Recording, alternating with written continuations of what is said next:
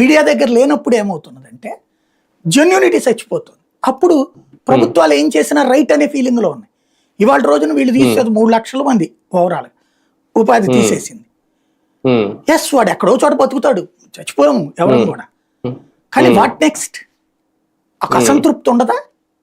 3 లక్షలు ఇంటూ నలుగురు వేసుకుందాం, ఇద్దరే వేసుకుందాం, 6 లక్షలు మంది, 6 లక్షలేగా పోతే పోయింది అని అనుకుంటుండొచ్చు.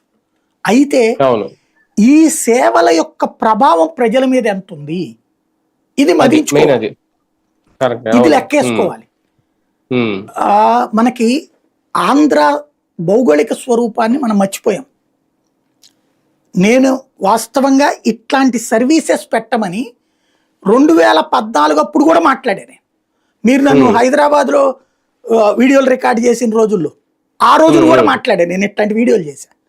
ఎందుకు అంటే 2010 తర్వాతన మన జీవన విధానం మారిపోయింది ఆంధ్ర తెలంగాణలో, ఎస్పెషల్లీ ఆంధ్రాలో ఎక్కువ.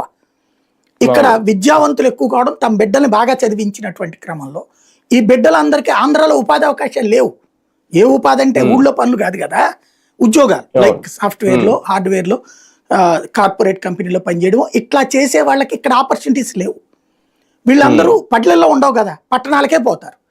ఆ పట్టణాలు కూడా హైదరాబాద్కో, చెన్నైకో, బెంగళూరుకో పోతారు, లేదా విదేశాలకో పోతారు. ఇవన్నీ మధ్యతరగతి, ఎగువ మధ్యతరగతి కుటుంబాలు. వీళ్ళు ఏమై